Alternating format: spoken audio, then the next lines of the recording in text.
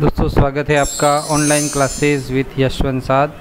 माध्यमिक शिक्षा बोर्ड की कक्षा 10 की सामाजिक विज्ञान के चैप्टर हम पढ़ रहे हैं और आज का अपना चैप्टर है उपभोक्ता एवं विधिक जागरूकता तथा सूचना का अधिकार। ठीक है, उपभोक्ता जो ग्राहक कहलाता है, विधिक जागरूकता का मतलब होता है कानूनी जो नियम होते हैं या जो भी कानूनी कायदे होते हैं उन सब की जागरूकता लोगों तक पहुंचानी, या योजनाएं हैं उन सब की जानकारी लोगों तक पहुंचानी, ये जागरूकता।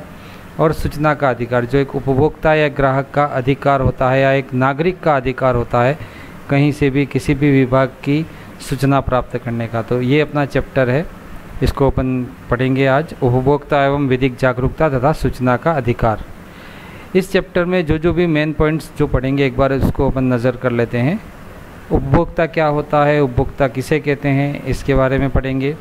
उपभोक्ता का शोषण किस तरह से होता है और उस उपभोक्ता के शोषण के कारण क्या है, उपभोक्ता के अधिकार क्या होते हैं, उपभोक्ता के कर्तव्य क्या होते हैं, क्योंकि अधिकारों के साथ साथ कर्तव्य भी जुड़े होते हैं। ये हमेशा ध्यान रखना, आप जब कभी भी अधिकार मिलते हैं तो उसके साथ कर्तव्य भी होते हैं, और अगर आपको कर्तव्य आप निर्वहन कर रहे हैं तो स्वतः आपको अधिकार भी मिल जाएंगे। ये दोनों का सह अस्तित्व होता है, कर्तव्य और अधिकार का। उपभोक्ता विवाद निवारण के उपाय पढ़ेंगे। विधिक जागरूकता क्या होती है, विधिक जागरूकता क्यों लानी ज़रूरी है, और इस संबंध में राज्य स्तर पर जो राजस्थान राज्य विधिक सेवा प्राधिकरण है उसके बारे में वो किस तरह से कार्य करता है। फिर विधिक जागरूकता किस तरह से की जाए, लोगों में किस तरह से जागरूकता लाई जाए, उसके क्या उपाय हैं और सरकार इस तरफ से क्या कर रही है या विभिन्न संस्थान क्या काम कर रहे हैं। प्रमुख लाभकारी नियम और योजनाएं, जहाँ नागरिक के लिए, जनता के लिए क्या क्या नियम हैं और क्या क्या योजनाएं हैं। इसके बाद पढ़ेंगे सूचना का अधिकार। सूचना का अधिकार क्या है, लोगों को किस तरह से इसका फ़ायदा उठाना है, सूचना प्राप्त करने का तरीका क्या है, किस तरह से सूचना के अधिकार को हम लोग अप्लाई कर सकते हैं। फिर सूचना अधिकारी कौन होते हैं जिनके पास हम सूचना अधिकार के लिए अपना आवेदन दे सकते हैं, और अगर वो सूचना अधिकारी काम नहीं करते हैं तो उसकी अपील फिर किस तरह से कर सकते हैं। ये पूरे चैप्टर के मेन पॉइंट्स हैं जो इस उपभोक्ता एवं विधिक जागरूकता और सूचना का अधिकार जो हमारा चैप्टर है उसके। अब इस वीडियो में हम जो पढ़ेंगे उसको देख लेते हैं। इस वीडियो में हम पढ़ेंगे उपभोक्ता, उपभोक्ता का शोषण एवं कारण, उपभोक्ता के अधिकार, उपभोक्ता के कर्तव्य, उपभोक्ता विवाद निवारण के उपाय। तो दोस्तों शुरू करते हैं, उपभोक्ता एवं विधिक जागरूकता तथा सूचना का अधिकार, जिसमें आज का अपना टॉपिक रहेगा उपभोक्ता से संबंधित। लीजिए, जब व्यक्ति किसी वस्तु या सेवा का मूल्य देकर उसे प्राप्त करके उपभोग करता है अर्थात लाभ लेता है तो वह उपभोक्ता कहलाता है। उपभोक्ता की सीधी सी डेफिनेशन है, उपभोग वस्तु या सेवा, गुड्स एंड सर्विस, जो भी कभी किसी चीज़ को हमने खरीदा या किसी की सेवा ली, दोनों बातें, दोनों का मूल्य दे करके जब उसका उपभोग करता है, उसका लाभ लेता है, उसका फ़ायदा उठाता है, प्रयोग करता है उसका, तो वह उपभोक्ता कहलाता है। और हम सभी उपभोक्ता हैं, कहीं न कहीं किसी न किसी रूप में। सभी जितने भी जनता है, जितने भी लोग हैं इस पृथ्वी के ऊपर, जितने इंसान हैं, वो सभी कहीं न कहीं उपभोक्ता हैं।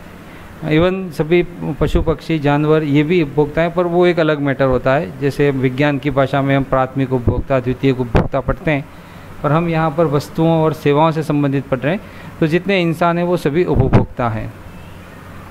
उपभोक्ता का अर्थ है उप प्लस भोक्ता, अर्थात प्राप्त करके उपभोग करने वाला व्यक्ति। इसकी संधि विच्छेद करके भी इसका अर्थ निकाल सकते हैं। उप प्लस भोक्ता अर्थात प्राप्त करके उपभोग करने वाला व्यक्ति उपभोक्ता कहलाता है। उपभोक्ता अधिनियम 1986 के अनुसार उपभोक्ता वह व्यक्ति है। ये तो हमने सिंपल सी डेफिनेशन देखी उपभोक्ता क्या है, पर जो अधिनियम बना हुआ है 1986 का, उसके अनुसार उपभोक्ता किसे कहते हैं, तो उसके अनुसार उपभोक्ता वह व्यक्ति है जो किसी वस्तु या सेवा के मूल्य का भुगतान जिसने कर दिया हो या भुगतान करने का वचन दिया हो। दोनों बातें, किसी वस्तु या सेवा के मूल्य का भुगतान कर दिया है, कोई वस्तु खरीद ली है या किसी सेवा के लिए उसने भुगतान कर दिया है, या फिर भुगतान करने का वचन दिया हो, कोई कॉन्ट्रैक्ट साइन किया हो, या किसी बात को कर कह दिया हो, कहाँ भाई ये काम करना है, ये इतने में होगा। दूसरा उपभोक्ता का जो डिफिनेशन है अधिनियम के अनुसार, मूल्य या प्रतिफल का आंशिक भुगतान कर दिया हो या आंशिक भुगतान करने का वचन दिया हो। पूरा मूल्य भी नहीं चुकाया हो, थोड़ा बहुत दिया हो। जैसे अपने नॉर्मली भाषा में कोई बड़ा काम करने के लिए कॉन्ट्रैक्ट देते हैं तो 500,000 रुपये एक बार दे देते हैं कि भाई आप 500,000 रुपये दे दिए, अब अपना काम आपको करना है। तो ये भी एक उपभोक्ता की श्रेणी में आता है कि उसने अपना काम करने के लिए आंशिक भुगतान दे दिया है, आंशिक भुगतान देने का वचन दे दिया है, तो वो भी उपभोक्ता की श्रेणी में आता है अधिनियम 1986 के अनुसार। और तीसरा है, मूल्य या प्रतिफल का भुगतान विलंबित भुगतान विधि के अनुसार करने का वचन दिया हो। सिर्फ वचन दे दिया हो कि हाँ भाई ये काम करना है और इस काम का इतना मूल्य होगा और इस मूल्य को मैं तब तक चुका दूंगा, तो वो भी उपभोक्ता की श्रेणी में आता है। कभी कभी हम अनभिज्ञता की वजह से उपभोक्ता के जो अधिकार हैं या उपभोक्ता का जो संरक्षण हमारा होना चाहिए उससे हम वंचित रह जाते हैं। तो उपभोक्ता जो अधिनियम है उसके अनुसार उपभोक्ता के जो क्राइटेरिया है कि किसको उपभोक्ता कहेंगे, वो 3 है। एक तो जिसने वस्तु या सेवा के मूल्य का भुगतान कर दिया हो या वचन दिया हो, या आंशिक भुगतान किया हो या आंशिक भुगतान का वचन दिया हो, या भुगतान करने का भी वचन दे दिया हो, तो ये तीनों उपभोक्ता की श्रेणी में आते हैं। उपभोक्ता अधिनियम में उपभोक्ता 2 वर्गों में बांटा गया है। 2 वर्गों में उपभोक्ता अधिनियम में बांटा है उपभोक्ता को। एक तो माल का उपभोक्ता और एक सेवा का उपभोक्ता। माल यानी होता है गुड्स, जो वस्तु हैं, चीज़ें हैं, उन सबको माल कहा जाता है। गुड्स का उपभोक्ता और सेवा का उपभोक्ता, सर्विस, कोई भी सर्विस हम लेना चाह रहे हैं, चाहे ऑटो की सर्विस की या कोई किसी बड़े कॉन्ट्रैक्ट की बात कर ली हमने, तो ये उपभोक्ता के दोनों वर्गीकरण किए गए हैं, गुड्स एंड सर्विस दोनों में। उपभोक्ता अधिनियम में व्यक्ति शब्द का अर्थ, जो उपभोक्ता अधिनियम दे रखा है उसमें व्यक्ति शब्द का क्या अर्थ है, एक बार इसको भी देख लेते हैं। पंजीकृत या पंजीकृत फर्म, पंजीकृत व्यक्ति हो कोई या पंजीकृत फर्म हो, रजिस्टर्ड जो संस्था है वो हो तो उसको भी व्यक्ति कहा गया है। संयुक्त हिंदू परिवार हो कोई तो उसको भी उपभोक्ता की श्रेणी में रखा गया है या व्यक्ति की श्रेणी में रखा गया है। कोई सहकारी संस्था है, जैसे कोऑपरेटिव सोसाइटीज़ होती हैं कई सारी, तो उसको भी व्यक्ति शब्द जो अधिनियम है उसमें उसको भी व्यक्ति गिना है। और अंतिम है व्यक्तियों का कोई संघ, चाहे समितियों के पंजीयन अधिनियम के अंतर्गत पंजीकृत हो या नहीं हो, कोई समूह हो व्यक्तियों का जिन्होंने मिल करके कोई वस्तु लेने का या किसी की सेवा लेने का कोई काम किया हो, तो उसको भी व्यक्ति की श्रेणी में रखा है। व्यक्ति शब्द का अर्थ उस अधिनियम में ये कुल 4 हैं। अब आगे बढ़ते हैं कि उपभोक्ता जो हमने अभी पढ़ा उसका शोषण किस तरह से होता है। व्यक्ति जब किसी वस्तु या सेवा का प्रतिफल या भुगतान, मूल्य का भुगतान करके प्राप्त करता है, कोई वस्तु या सेवा उसने उसका मूल्य चुका दिया और उसने वो सेवा या वस्तु ले ली, या भाड़े पर लेता है या क्रेता के मूल्य के अनुसार वस्तु या सेवा से लाभ या सुविधा प्राप्त नहीं होती, तो ये जब भी उसने किसी चीज़ का, किसी सेवा का भुगतान तो कर दिया परंतु उस वस्तु से कोई लाभ नहीं मिलता या वस्तु नहीं मिलती या सेवा नहीं मिलती या सुविधा नहीं मिलती, तब उस स्थिति को उपभोक्ता का शोषण कहा जाता है। जब कभी भी हम मार्केट से कोई चीज़ लाते हैं, खरीदते हैं, हमने किसी पर्पज़ से कोई चीज़ ली और उस पर्पज़ को पूरा नहीं कर पाए, या हमने किसी काम के लिए किसी को बुलाया और वो काम उतने हमने जो कहा था उसके अनुसार नहीं हो पाया, तो वो हमारे उपभोक्ता का जो शोषण आता है या शोषण की श्रेणी में आता है। इस तरह से उपभोक्ता का शोषण होता है, यानी हमने जो काम करने के लिए पैसा दिया है, रकम दी है, उस काम को नहीं किया गया या उस काम को पूरा, उस सेवा को नहीं दी गई, तो तब उपभोक्ता का शोषण होता है। अब उपभोक्ता के शोषण क्यों होते हैं, जैसे हमने उपभोक्ता पढ़ लिया, उपभोक्ता का शोषण भी होता है देख लिया, तो उपभोक्ता के शोषण के कारण क्या है, क्यों होते हैं उपभोक्ता के शोषण। वस्तु या सेवा की गुणवत्ता, मात्रा, शुद्धता और मानक पर ध्यान दिए बिना क्रय किया जाना, ये उपभोक्ता की एक बड़ी भूल होती है कि वो वस्तु या सेवा की गुणवत्ता भी नहीं देखता, मात्रा नहीं देखता, शुद्धता नहीं देखता और उसके जो मानक दे रखे हैं उन पर भी ध्यान नहीं देता और उस वस्तु को क्रय कर लेता है या उस सेवा को अपने सेवा करने के लिए उनको रकम दे देता है। तो पहले ही उपभोक्ता का जो होना चाहिए लक्षण, तो ये होना चाहिए कि वो गुणवत्ता, मात्रा, शुद्धता और मानक पर ध्यान दे और उसके बाद उसको खरीदे या उस सेवा का मूल्य चुकाए। तो ये शोषण का कारण है कि उपभोक्ता ध्यान नहीं देता इन बातों को। अगला है वस्तु या सेवा के विभिन्न प्रकारों के उपलब्ध होने पर सही वस्तु या सेवा का चयन नहीं होना। जैसे मार्केट में कई सारी चीज़ें हमको जो चाहिए वो मिल रही हैं, फिर भी हम अगर कभी कभी ऐसा होता है कि कम कीमत है या कोई उसका ब्रांड सही नहीं है, फिर भी हम उसको ख़रीद लेते हैं, तो ये भी हमारी भूल होती है। ये भी उपभोक्ता शोषण का एक कारण होता है कि हम मार्केट में अलग अलग चीज़ें या सेवाएं उपलब्ध हैं, फिर भी सही वस्तु या सही सेवा का हम चयन नहीं कर पाते, तो उपभोक्ता का शोषण होता है। वस्तुओं से संबंधित लिखित और अलिखित पूर्ण जानकारी का अभाव। जब कभी भी हम कोई चीज़ खरीदते हैं या कोई सेवा लेते हैं तो उसके संबंध में कोई जानकारी हमको पहले मिलनी चाहिए, तो कभी कभी नहीं मिल पाती। उसके दो रीज़न होते हैं, या तो उस संबंध में कोई लिखा हुआ नहीं है जिसको हम पढ़ नहीं पाते या हम उसकी जानकारी नहीं ले पाते, या फिर वो लिखित है फिर भी उसकी जानकारी हम नहीं लेते। जैसे मार्केट में कई चीज़ें हम खरीदते हैं पर 99% लोग उसको बिना पढ़े लिखे ही, मतलब उसको देखते ही नहीं है उसकी एक्सपायरी डेट क्या है या उसके इंग्रेडिएंट्स क्या है, फिर उसको कहीं ना कहीं उसके साइड इफ़ेक्ट होते हैं, कहीं ना कहीं उसकी नुकसान उसको उठाते हैं। तो ये भी उपभोक्ता के शोषण का कारण है कि लिखित या अलिखित पूर्ण जानकारी का अभाव होता है, जिससे उपभोक्ता का शोषण होता है। वस्तुओं की पैकिंग पर लिखित प्रचार पर विश्वास कर लेना। आजकल मार्केट में विज्ञापन बहुत ज़्यादा होते हैं और उन विज्ञापनों की वजह से कभी कभी उपभोक्ता उसको गलतफहमी का शिकार हो जाता है कि हाँ भाई इससे ये काम हो रहा है तो हम इसको खरीद लेते हैं, फिर बाद में पता चलता है कि ये सब बेकार की बातें थी, विज्ञापन था। तो पैकिंग पर जो प्रचार लिखा होता है, लिखित प्रचार, उसका विश्वास कर लेता है उपभोक्ता और उससे उपभोक्ता का शोषण होता है। फिर है उपभोक्ताओं का अशिक्षित होना। सबसे बड़ी बात है कि जो अशिक्षा है उसकी वजह से उपभोक्ता का शोषण होता है।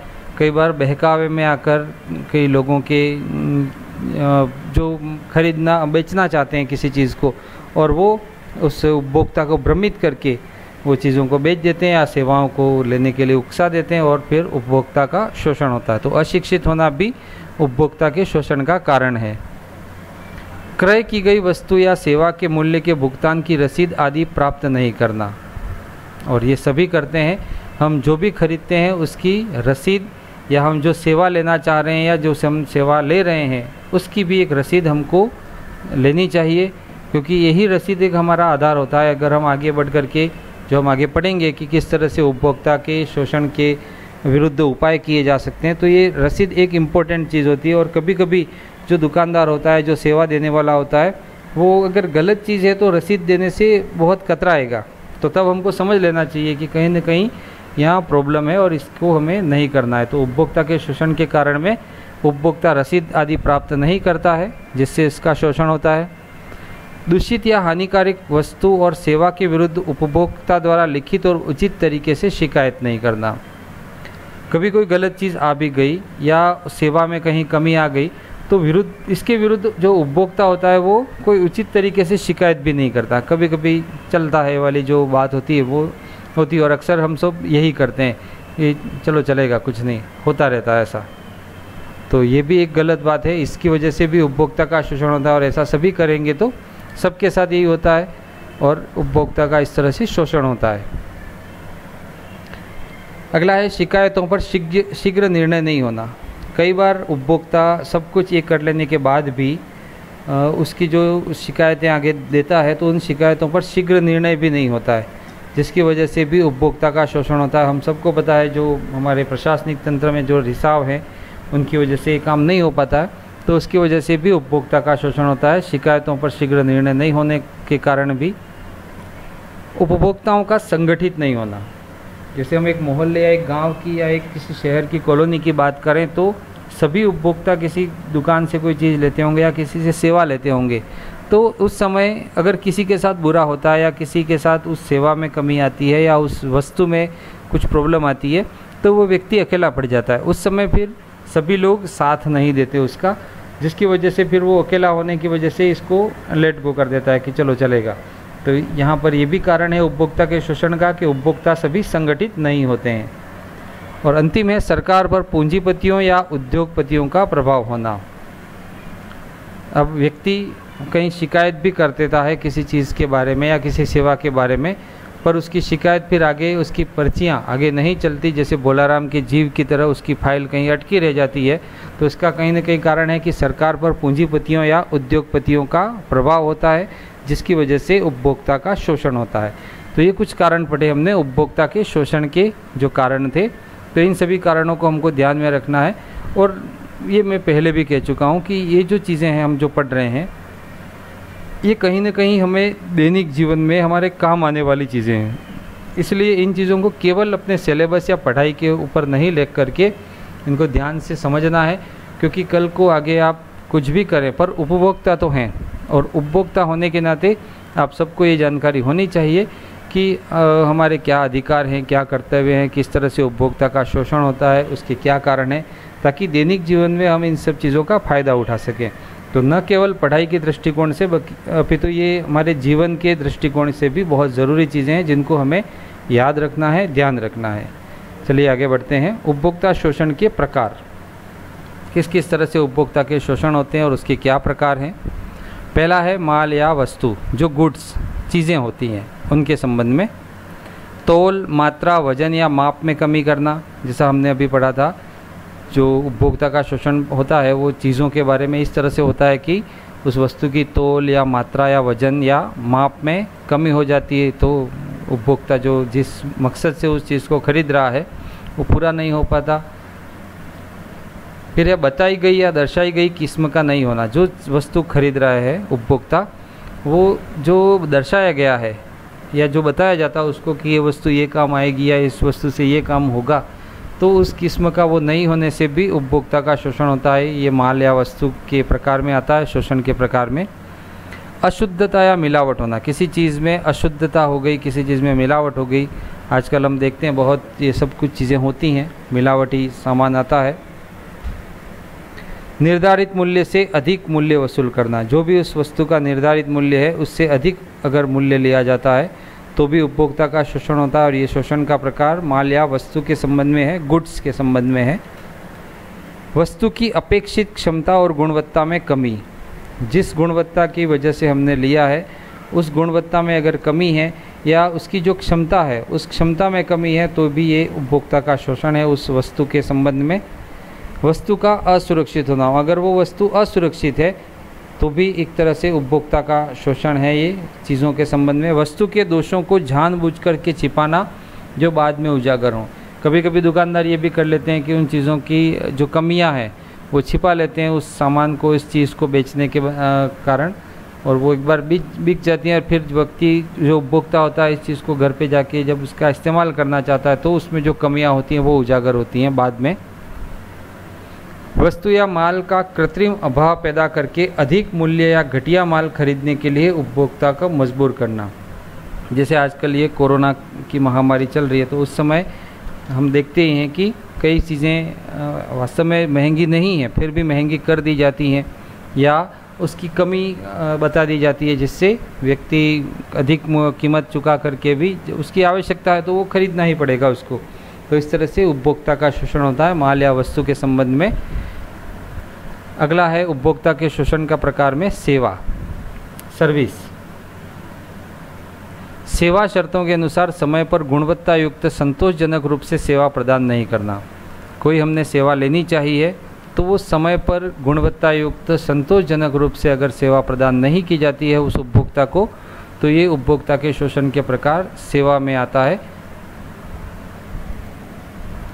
सेवा का असुरक्षित और दोषयुक्त होना, जो भी सर्विस प्रोवाइड की जा रही है सेवा प्रदाता के द्वारा वो असुरक्षित है या दोषयुक्त है तो भी एक तरह से ये उपभोक्ता का शोषण है, ये भी सेवा के प्रकार में आता है। सुविधा या लाभ के स्थान पर हानि पहुंचाना, कोई सर्विस सुविधा या लाभ तो नहीं पहुंचाए उसके स्थान पर अगर हानि पहुंचा दे तो उपभोक्ता का शोषण है ये सर्विस के प्रकार में, सेवा के प्रकार में। शारीरिक, मानसिक या बौद्धिक क्षति पहुंचाना, सेवा अगर मिल भी गई तो भी कहीं शारीरिक, मानसिक या बौद्धिक क्षति पहुंचाई या नहीं मिला, सेवा नहीं दे करके शारीरिक, मानसिक या बौद्धिक क्षति पहुंचाई तो उपभोक्ता के शोषण के प्रकार में आता है। चलिए हमने उपभोक्ता क्या है पढ़ा, उपभोक्ता का शोषण किस तरह से होता है, उपभोक्ता के शोषण के कारण क्या हैं और उपभोक्ता शोषण के प्रकार क्या हैं, ये सब पढ़ लिया। अब आते हैं मूल बात पर कि उपभोक्ता के अधिकार क्या हैं। इसको ध्यान से आप देखिएगा, समझिएगा कि उपभोक्ता के अधिकार क्या हैं, क्योंकि आने वाले समय में आप स्वयं एक उपभोक्ता हैं और वर्तमान में भी होंगे, आपकी कॉपी किताब पेन पेंसिल खरीदते ही होंगे। तो उपभोक्ता के अधिकार क्या हैं। उपभोक्ता संरक्षण का क्षेत्र माल विक्रय अधिनियम 1930 से शुरू माना जाता है। ये जो उपभोक्ता के सुरक्षा या संरक्षण के लिए जो कानून बनने शुरू हुए, वो शुरुआत होती है इसकी 1930 से, और उस समय अधिनियम बना था माल विक्रय अधिनियम। 1930 में शुरू हुआ उपभोक्ता संरक्षण का मामला। इसके बाद उपभोक्ता संरक्षण अधिनियम 1986 पारित किया गया। उसके बाद भारत की आज़ादी के बाद अधिनियम बना उपभोक्ता संरक्षण अधिनियम 1986, ये पारित किया गया संसद में। और अधिनियम 1986 की जो धारा 6 है उसमें उपभोक्ताओं के संरक्षण और संवर्धन के लिए अधिकारों का प्रावधान है। ये जो 1986 अधिनियम पारित किया गया और उस अधिनियम की जो धारा 6 है उसमें उपभोक्ताओं के संरक्षण और संवर्धन के लिए अधिकार दिए हुए हैं। ठीक है, तो ये जनरल नॉलेज के लिए भी एक अच्छा प्रश्न है कि कौन से अधिनियम में उपभोक्ता को संरक्षण मिला। तो उपभोक्ता संरक्षण अधिनियम 1986। और उपभोक्ता संरक्षण संवर्धन के अधिकार इस अधिनियम की कौन सी धारा में है, तो उसका उत्तर है धारा 6 में है। पहला जो अधिकार है वो है परिसंकटमय माल के विरुद्ध संरक्षण का अधिकार। देखें इसकी क्या अर्थ होता है। जो माल या सेवा उपभोक्ता के जीवन और संपत्ति के लिए संकट पैदा करते हैं उनके विरुद्ध संरक्षण का अधिकार है। व्यक्ति कोई चीज़ खरीद लेता है या कोई सर्विस लेता है, सेवा लेता है, और उन दोनों से, उस वस्तु से या उस सेवा से उस उपभोक्ता के जीवन और संपत्ति पर अगर कोई संकट पैदा होता है तो उस व्यक्ति को, उस उपभोक्ता का अधिकार है कि वो उसके संरक्षण के विरुद्ध अपनी शिकायत दर्ज करा सके। और इसके उदाहरण हैं जैसे मिश्रित खाद्य पदार्थ। आजकल हम देखते हैं कई सारे ऐसे खाद्य पदार्थ आ जाते हैं जिससे बीमारियां बहुत ज़्यादा फैलती हैं, पेट संबंधी, या कई बार बहुत क्रिटिकल कंडीशंस हो जाती हैं। तो मिश्रित खाद्य पदार्थ जिससे जीवन और के प्रति संकट पैदा होता है, और कमज़ोर सीमेंट आ गया जिससे घर बन गया या कोई दीवार बना दी और उसके गिरने का भय रहता है या गिर जाती है, तो ये जीवन और संपत्ति के लिए संकट पैदा कर रहे हैं, तो उसके विरुद्ध संरक्षण का अधिकार है उपभोक्ता को अधिनियम 1986 की धारा 6 के अंतर्गत। अगला है सूचित किए जाने या सूचना का अधिकार। इसमें क्या पढ़ते हैं। उपभोक्ता जो वस्तु क्रय करता है उसके गुण, मात्रा, शुद्धता, मानक और मूल्यों के बारे में उत्पादक या विक्रेता से सूचना लेने का अधिकार है। ठीक है दोस्तों, ये बहुत ज़रूरी है कि जो भी उपभोक्ता उन चीज़ों को खरीदता है या उस सेवा को लेता है तो उस संबंध में उसको सभी सूचनाएं प्राप्त करने का अधिकार है कि उसके गुण क्या हैं, उसकी मात्रा कैसी है, उसकी शुद्धता, मानक, इसके मूल्य, ये सब चीज़ें उसका हक बनता है कि वो जाने। अगर कोई दुकानदार या कोई सेवा प्रदाता इन सब चीज़ों को नहीं बताता है तो उपभोक्ता संरक्षण अधिकार के अधिनियम के अंतर्गत वो व्यक्ति इसकी शिकायत दर्ज करवा सकता है। विभिन्न प्रकार की वस्तुएं या माल विभिन्न प्रतिस्पर्धी मूल्यों पर पाने का अधिकार। अलग अलग तरह की वस्तुएं या अलग अलग तरह की सेवाएं प्रतिस्पर्धी मूल्य यानी जो कंपटीशन है मार्केट में उस मूल्य पर उसको पाने का अधिकार है। किसे? उपभोक्ताओं के लाभ के लिए सरकार या अधिकारियों द्वारा विभिन्न प्रकार की माल या वस्तु की आपूर्ति विभिन्न मूल्य पर बाजार में प्रस्तुत कराई जाए। उपभोक्ताओं का अधिकार है कि सरकार या अधिकारी उस मार्केट में सभी प्रकार की जो चीज़ें हैं, जैसे पेन एक है तो पेन को कई प्रकार के, कई वैरायटी के पेन मार्केट में उपलब्ध कराए जा सकते हैं, या कोई कॉपी है तो कॉपियाँ भी कई प्रकार की उपलब्ध कराई जा सकती हैं। इससे क्या होगा कि जो उपभोक्ता है उसको कम से कम ये चूज़ करने का अधिकार रहेगा कि उसके लिए क्या अच्छा है और क्या बुरा है। तो ये प्रतिस्पर्धात्मक जो मूल्य है वो होना ज़रूरी है ताकि उपभोक्ता अपना इसका लाभ उठा सके, और इससे उपभोक्ता अपनी पसंद का माल क्रय कर सकेगा और एकाधिकार समाप्त हो सकेगा। पसंद का माल तो खरीद लेगा, पर उस कंपनी का, उस चीज़ को बनाने वाले जो हैं उनका एकाधिकार समाप्त हो जाएगा। एकाधिकार का मतलब ये होता है कि जैसे आपने कोई कॉपी खरीदी, अब मार्केट में अगर उसी कंपनी की कॉपी उपलब्ध है तो आपके पास कोई ऑप्शन ही नहीं बचता कि आप दूसरी कंपनी की खरीदें या दूसरी कोई चीज़ को लें। अब आपको वही लेनी है, चाहे वो अच्छी है या बुरी है, तो आपके लिए कोई ऑप्शन नहीं बचते उस समय जब एक ही चीज़ मिले। तो इसलिए उपभोक्ता को ये अधिकार है कि अधिकारी, सरकार अलग अलग प्रकार की वस्तुएं या माल विभिन्न प्रतिस्पर्धी मूल्य पर मार्केट में उपलब्ध कराएं और उपभोक्ता का संरक्षण हो इससे। अगला है उचित फोरम के समक्ष ध्यान पाने का अधिकार। अलग अलग तरह की फोरम बनी होती हैं, जिला फोरम, राज्य फोरम, तो उन सब फोरम के समक्ष उपभोक्ता को अधिकार है कि वो जो फोरम है वो उस उपभोक्ता की तरफ ध्यान दें।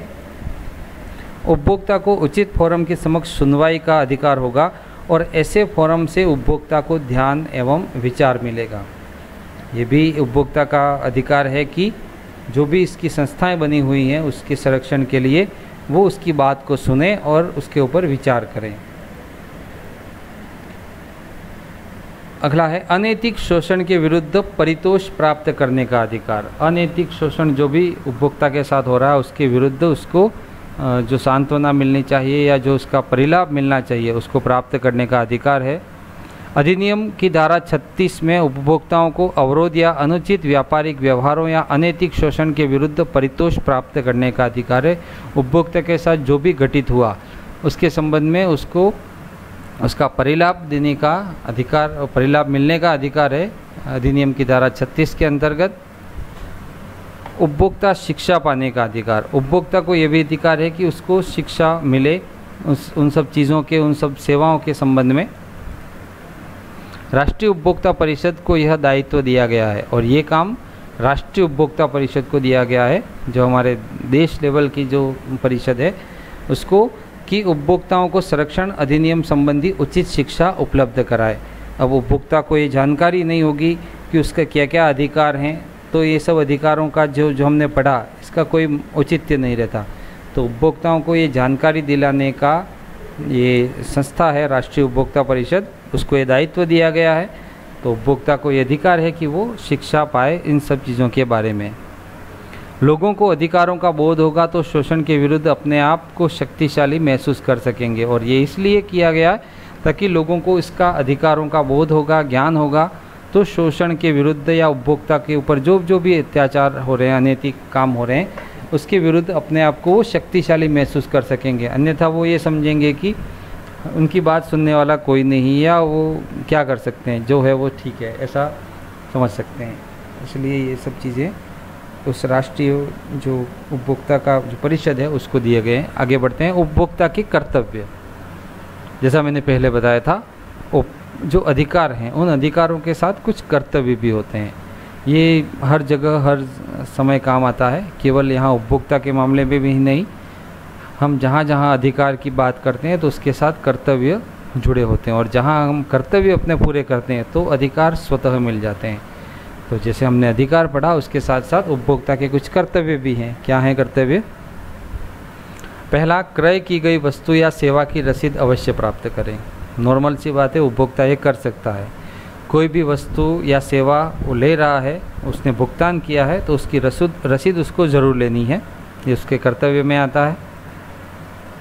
वस्तु से संबंधित लिखित या अलिखित पूर्ण जानकारी प्राप्त करें, ये भी उसका कर्तव्य है उपभोक्ता का, कि उस वस्तु के संबंध में जो लिखा हुआ है या जो नहीं भी लिखा हुआ है, पूरी जानकारी उसको उस चीज़ के बारे में, उस सेवा के बारे में प्राप्त करें, ताकि उसका जो शोषण है, संभावित है, वो नहीं हो। तीसरा कर्तव्य है वस्तुओं से श्रेणीकरण आदि गुणवत्ता के चिन्हों पर पूरा ध्यान दें। जैसे इसके उदाहरण हैं ISI, AG, ISO, FPO, ECO, ये आपके कहीं ना कहीं उसके ऊपर लिखे होते हैं जो हम सामान खरीदते हैं। जैसे ISI का मतलब होता है इंडियन स्टैंडर्ड इंस्टीट्यूट की तरफ से इसको सर्टिफाइड किया गया है, या AG का मतलब है agriculture and consumer protection department के द्वारा इसको सर्टिफाई किया गया है। ISO का मतलब होता है इंटरनेशनल स्टैंडर्ड ऑर्गेनाइजेशन के द्वारा इसको सर्टिफाई किया है। FPO का मतलब है फूड प्रोसेस ऑर्डर के द्वारा इसको, ऑर्गेनाइजेशन के द्वारा इसको सर्टिफाई किया। और इको का मतलब होता है जो अपने पर्यावरण से संबंधित इकोसिस्टम के लिए बहुत अच्छा है, जिसको ब्यूरो ऑफ इंडियन स्टैंडर्ड या नेशनल स्टैंडर्ड ऑर्गेनाइजेशन इसको सर्टिफाई करते हैं। तो ये कुछ ऐसे मानक हैं या चिन्ह हैं जो जो आप खरीदते हैं उसके ऊपर लिखे होते हैं। तो इन चीज़ों को ज़रूर आप ध्यान दें, और इनके ऊपर ये लिखे हुए हैं तो आप मान सकते हैं कि ये अच्छी श्रेणी के चीज़ें हैं, और ये हमारा कर्तव्य होता है कि हम इन चीज़ों पर गौर करें। हम कभी इन चीज़ों पर गौर नहीं करते, ये हमारी भूल होती है। ये हमारे कर्तव्यों में आता है कि चीज़ों को खरीदने या सेवाओं को लेने से पहले ये जो मानक दे रखे हैं, जो चिन्ह हैं गुणवत्ता के, उस पर पूरा ध्यान दें।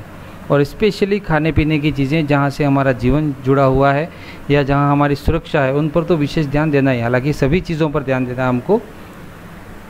क्या आगे बढ़ते हैं। वस्तु या सेवा में कमी आने पर विक्रेता को तुरंत सूचित करके हानि की क्षतिपूर्ति की मांग करें, जो हम नहीं करते हैं। अगर हमने कोई चीज़ खरीदी है, उसमें कोई कमी आई है या उसमें कोई हानि है, या हमने जो सेवा किसी से ली है उसमें कोई प्रॉब्लम आई है, तो तुरंत उसको जो सेवा प्रदाता है या जो दुकानदार है या जहाँ से भी हमने उन चीज़ों को लिया है, तो उसको हमें तुरंत सूचित करना है कि आपकी जो चीज़ है, आपकी जो सेवा है, उसमें ये कमी है और इसका हमें क्षतिपूर्ति आपको देनी पड़ेगी। ये हमारे कर्तव्य में आता है। अपनी शिकायत की पुष्टि में दस्तावेज और प्रमाण जुटाएं, और अगर हम शिकायत करना चाहते हैं इस चीज़ की आगे, तो उसके लिए हमारे पास कुछ प्रमाण दस्तावेज ज़रूर होने चाहिए। ये चीज़ें हमारे कर्तव्य में आते हैं। अगर हम ये सब चीज़ें करते हैं तो आधे से ज़्यादा तो हम इन चीज़ों से, उपभोक्ता के शोषण से बच ही जाते हैं। पर फिर भी अगर कहीं प्रॉब्लम आती है तो हमारे पास दस्तावेज या प्रमाण हो तो हम आगे इसकी शिकायत कर सकते हैं और हमारी शिकायत का निपटारा अच्छी तरीके से होगा। यदि विनिर्माता या विक्रेता उपभोक्ता की शिकायत पर ध्यान नहीं देता है तो अविलंब उपभोक्ता न्यायालय आदि मंच से संपर्क करें। और हमने जो शिकायत की या उसको क्षतिपूर्ति की मांग करी, फिर भी वो उपभोक्ता या जो सेवा प्रदाता है वो हमारी बात को नहीं ध्यान दे रहा है, तो हमें बिना समय गंवाए हमारी जो शिकायत है वो हमारा जो उपभोक्ता न्यायालय है, जो मंच, उचित मंच है, चाहे हम जिला फोरम में जाना चाहें या किसी और अन्य संस्था में जहां हमारे उपभोक्ता के संरक्षण की बात को सुन सकते हैं या जहां सुना जाता है, वहां पर जाकर के हमारी शिकायत अविलंब उसमें कर देनी है। ये हमारे कर्तव्य हैं जिनको हमें ध्यान रखना है। तो अभी हमने उसके पहले अधिकार पढ़े थे, जो अधिकार हमारे बहुत सारे दे रखे हैं और कर्तव्य तो कुछ कम ही है। तो इन कर्तव्यों को अगर हम ध्यान रखेंगे तो हमारे शोषण से हम बच सकते हैं और दूसरों को भी बचा सकते हैं। क्योंकि एक बार वो जो भी सेवा देने वाला है या जो दुकानदार है जहाँ से हम चीज़ ले रहे हैं, वो एक बार अगर ऐसी भूल में आ भी जाता है तो वो नेक्स्ट टाइम इसका ध्यान रखेगा, जिससे अपना तो हित होगा ही, दूसरों का भी होगा। तो ये है ना, जैसे स्वार्थ में परमार्थ की बात आ जाती है। तो हम अगर अपने लिए कुछ करेंगे तो दूसरों का भी फायदा होगा। तो इन चीज़ों का हमें ध्यान रख करके उपभोक्ता के जो शोषण है उनसे बचना है। उपभोक्ता विवाद निवारण के लिए किए गए उपाय। उपभोक्ता के जो विवाद होते हैं या उसकी जो समस्याएं होती हैं उसके लिए क्या क्या उपाय किए गए हैं। 24 दिसंबर 1986 को ही उपभोक्ता संरक्षण अधिनियम पारित हुआ था। जो हमने अभी जिस अधिनियम की बात कर रहे हैं, जिसमें अधिकार करते हुए सब मिले हुए हैं, वो 24 दिसंबर 1986 को पारित हुआ था। इसलिए 24 दिसंबर को भारत में उपभोक्ता दिवस के रूप में मनाया जाता है।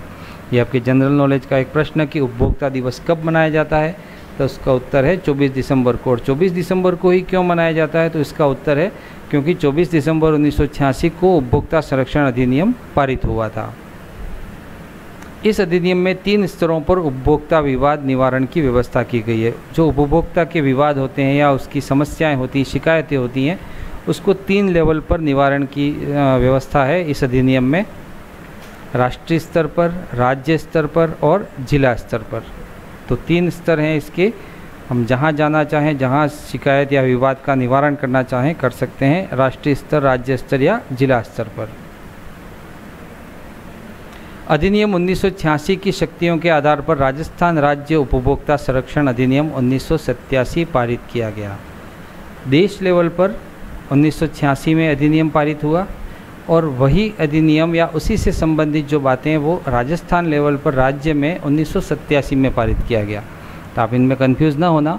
1986 अधिनियम देश लेवल पर और 1987 अधिनियम राजस्थान राज्य उपभोक्ता संरक्षण अधिनियम है। इसके अनुसार 2 स्तरीय व्यवस्था की गई है। जो 1986 के अधिनियम में 3 स्तर की व्यवस्था थी, राष्ट्रीय, राज्य और जिला स्तर पर, और जो 1987 में राजस्थान राज्य उपभोक्ता संरक्षण अधिनियम पारित हुआ उसमें 2 स्तरीय व्यवस्था की गई है, एक तो राज्य स्तर पर और दूसरी जिला स्तर पर। राज्य स्तर पर राज्य आयोग बना हुआ है और जिला स्तर पर जिला फोरम है, जो उपभोक्ता विवाद निवारण के लिए बनाई गई है। राज्य स्तर पर राज्य आयोग और जिला स्तर पर जिला फोरम। राज्य आयोग को देखते हैं। राजस्थान उपभोक्ता संरक्षण नियमावली 1987 के नियम 6 के अनुसार, 1987 से 6, और उधर जो हमने पढ़ा था 1986 से धारा 6, याद रखने के लिए भी ठीक रहेगा आपके कि जो देश लेवल का जो नियमावली या अधिनियम बना 1986 में, उसमें धारा 6 में अधिकार दिए हुए हैं। और यहाँ पर 1987 के नियम 7 के अनुसार राज्य आयोग का कार्यालय राज्य की राजधानी में स्थित होगा। राज्य की राजधानी, जैसे राजस्थान की बात करें तो ये जयपुर में स्थित होगा। ये यहाँ पर इस अधिनियम में लिखा हुआ है कि राज्य आयोग का जो ऑफिस होगा वो राज्य की राजधानी में होगा। राज्य आयोग के कार्य दिवस तथा कार्यालय समय वही होंगे जो राज्य सरकार के हैं। जो राज्य सरकार के कार्य दिवस या कार्यालय समय है वो उस राज्य आयोग के भी वही रहेंगे। राज्य आयोग की शासकीय मुद्रा और संप्रतीक ऐसा होगा कि राज्य सरकार विनिर्दिष्ट करे। जैसा राज्य सरकारें निर्देशित करेंगी वैसे ही राज्य आयोग की शासकीय मुद्रा और संप्रतीक होगा। तो जो चल रहा है, जो शासकीय मुद्रा राज्य आयोग की हो, वो जैसा राज्य सरकार निर्देश करेंगे वैसा उसको चलना होगा। और राज्य आयोग की जो बैठक जब कभी आवश्यक हो अध्यक्ष द्वारा बुलाई जाएगी। ये उसके 1987 के नियम 7 के अनुसार प्रावधान किए गए राज्य आयोग के लिए। ठीक वैसा ही जिला लेवल पर जिला फोरम है और सेम वही कंडीशंस जिला फोरम की है जो अभी हमने राज्य आयोग में पढ़ी। देख लेते हैं एक बार। उपभोक्ता संरक्षण अधिनियम 1987 के नियम 4 के अनुसार जो राज्य आयोग है वो नियम 7 के अनुसार और जो जिला फोरम है वो नियम 4 के अनुसार। वही बातें, जिला फोरम का कार्यालय जिला मुख्यालय पर स्थापित किया जाएगा। जिला फोरम के कार्य दिवस और कार्यालय समय वही होंगे जो राज्य सरकार के हैं। जिला फोरम की शासकीय मुद्रा और संप्रतीक ऐसा ही होगा जैसा राज्य सरकार विनिर्दिष्ट करें। और जिला फोरम की बैठक जब कभी आवश्यक हो अध्यक्ष द्वारा बुलाई जाएगी। तो आपको राज्य आयोग और जिला फोरम में कोई अंतर नहीं है, केवल एक तो नियम 7 और नियम 4 का ध्यान रखना है और वो जयपुर में है या जो राज्य की राजधानी वहाँ पर होगा, और ये है वो जिला मुख्यालय पर होगा। इसके अलावा सभी इसके जो बातें हैं वो एक जैसी हैं। उपभोक्ता विवाद निवारण के प्रावधान। जो उपभोक्ता के विवाद हैं उसमें जो प्रावधान कर रखे हैं, अगर यह राशि 20 लाख रुपए से कम है तो ये शिकायत होगी जिला फोरम में। आपको ध्यान रखना है कि आपकी कोई विवाद 20 लाख रुपए से कम का है तो वो जो शिकायत है वो जिला फोरम में होगी। यदि यह राशि 20 लाख रुपए से अधिक लेकिन 1 करोड़ रुपए से कम है तो ये शिकायत होगी राज्य आयोग में। 20 लाख से कम जिला फोरम, 20 लाख से 1 करोड़ के बीच राज्य आयोग, और अभी आप समझ गए होंगे कि अगला क्या आने वाला है। यदि यह 1 करोड़ रुपए से अधिक है तो राष्ट्रीय आयोग के समक्ष शिकायत दर्ज कराएं। 20 लाख से 1 करोड़ और 1 करोड़ से अधिक, ये 3 अलग अलग क्राइटेरिया हैं, जिला फोरम, राज्य आयोग और राष्ट्रीय आयोग। और अधिक आप जानकारी लेना चाहते हैं तो ये जो वेबसाइट है fcmain.nic.in, इस पर सभी जानकारी और अधिक उपलब्ध है। आप ज़रूर इस पर जाएं और इसके लिए अधिक जानकारी उपलब्ध कराएं, अपने लिए भी और अपने दूसरे उपभोक्ता भाई बहनों के लिए भी, ताकि सबका हित हो। वाद के निर्णय के विरुद्ध अपील करने के क्षेत्र। उपभोक्ता का जो बात है उसके निर्णय अगर वहाँ पर जहाँ उसने ये की बात और वहाँ उसका फैसला उसके अनुकूल नहीं आया तो उसके विरुद्ध अपील कहाँ करे और कैसे करे। जिला फोरम द्वारा 90 दिन की अवधि में निर्णय नहीं दिए जाने से या उपभोक्ता संतुष्ट नहीं होने पर, दोनों बातें। जिला फोरम में उसने शिकायत की, 90 दिन तक उसका कोई रिजल्ट नहीं आया या रिजल्ट आ गया तो उपभोक्ता संतुष्ट नहीं है तो वह जिला फोरम के निर्णय के विरुद्ध राज्य उपभोक्ता संरक्षण आयोग में अपील कर सकता है। तो फिर वो आगे अपनी अपील राज्य उपभोक्ता संरक्षण आयोग को स्टेट लेवल पर कर सकता है। और ये अपील करने की अवधि 30 दिवस रहेगी, यानी जब ये काम हो गया उसका संतुष्ट नहीं हुआ या 90 दिन का समय हो गया, उसके बाद 30 दिन के भीतर उसको राज्य उपभोक्ता संरक्षण आयोग में अपील कर सकता है। उसको करनी है तो वो कर सकता है वहाँ आगे। अगर यही कंडीशन राज्य में होती है तो राज्य आयोग के निर्णय के विरुद्ध राष्ट्रीय आयोग में अपील की जा सकती है।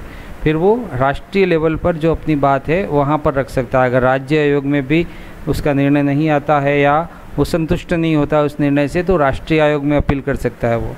और अगर यहाँ पर भी वो संतुष्ट नहीं होता है या यहाँ पर भी उसका निर्णय नहीं आता है, तो राष्ट्रीय उपभोक्ता संरक्षण आयोग के निर्णय के विरुद्ध उच्चतम न्यायालय में, सुप्रीम कोर्ट में अपील करने का प्रावधान है। देखिए कितने अधिकार हैं ये अपील करने के। कि अगर जिला फोरम पर संतुष्ट नहीं है तो राज्य आयोग पर संतुष्ट नहीं है तो राष्ट्रीय, और राष्ट्रीय में भी नहीं है तो फिर वो सुप्रीम कोर्ट में, उच्चतम न्यायालय में अपनी बात को रख सकता है। तो उपभोक्ता को बहुत अधिकार है, पर समस्या ये है कि उपभोक्ता उन बातों को जानता नहीं है या फिर जानता है तो इनके ऊपर अप्लाई नहीं करता है। दोस्तों, इस वीडियो में हमने जो पढ़ा वो एक बार फिर देख लेते हैं। उपभोक्ता के बारे में, उपभोक्ता के शोषण के बारे में, उस शोषण के कारण के बारे में, उपभोक्ता के क्या अधिकार हैं, उपभोक्ता के क्या कर्तव्य हैं और उपभोक्ता विवाद निवारण के क्या उपाय हैं, इन सब चीज़ों के बारे में हमने पढ़ा। आपको वीडियो कैसा लगा प्लीज़ कमेंट कीजिएगा, लाइक शेयर कीजिएगा और सब्सक्राइब करना ना भूलिएगा, ताकि मेरे आने वाले वीडियो आपको समय पर मिलते रहें और आपके अध्ययन में कोई बाधा ना पहुँचे। धन्यवाद।